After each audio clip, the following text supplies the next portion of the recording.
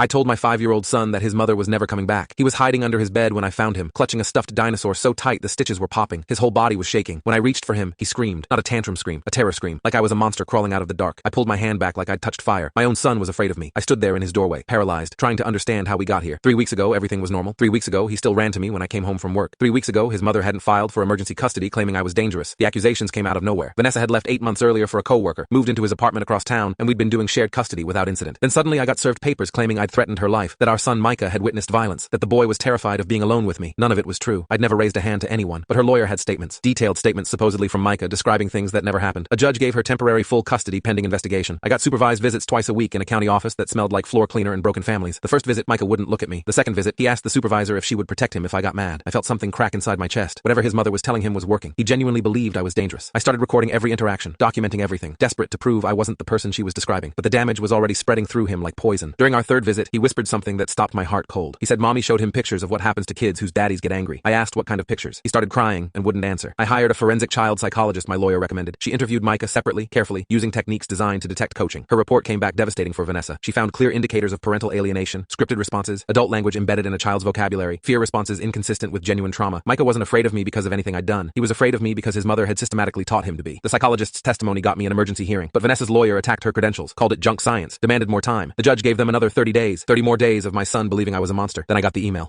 Vanessa's sister Corrine sent it from a burner account with an attachment that made my lawyer drop her coffee cup. It was a screen recording from Vanessa's phone showing text conversations with her boyfriend. In the texts, she bragged about coaching Micah, described the exact phrases she'd taught him to say, laughed about how the scared little boy act was working perfectly. One message said the kid actually believes it now and included a crying laughing emoji. Another discussed how once custody was permanent, they'd move to another state and I'd never see him again. Corrine's message said she couldn't stay quiet anymore, that she'd watched her sister destroy their own father the same way 20 years ago. We got an emergency hearing within 48 hours. My lawyer played the screen recording for the judge, while Vanessa sat frozen at her table, face draining white. Her boyfriend had convinced her to delete the original texts, but the screen recording existed because she'd sent it to him as a trophy. He'd forwarded it to Corrine after their relationship imploded. The judge watched the whole thing without blinking. When it finished, she turned to Vanessa and asked if she had anything to say. Vanessa started crying, said she was just scared, said she was trying to protect her son. The judge said she was looking at obstruction, perjury, and felony child abuse charges. She granted me full custody on the spot and ordered Vanessa to have no contact until criminal proceedings concluded. That night, I brought Micah home. He walked through the front door like he was entering a haunted house, checking corners, flinching at shadows. I sat down on the living room floor and waited. He stood by the door for almost 10 minutes before he finally sat across from me. I told him Mommy wasn't coming back. I told him she'd told him things about me that weren't true, that she'd shown him scary pictures to make him afraid, that none of it was real. He stared at me with those huge eyes and asked why Mommy would lie. I said sometimes grown-ups do bad things because they're hurting inside, and it's never the kid's fault. He asked if I was going to get angry like the pictures. I opened my arms slowly, palms up, and said the only thing I'd ever hurt was my back trying to carry him on my shoulders. He didn't laugh, but he didn't run either. It took 4 months before he stopped checking the doors at night. Vanessa pled guilty to child endangerment and got 3 years. Micah sees a therapist every Thursday now. Last week he asked if we could get a dog. I said yes before he finished the sentence.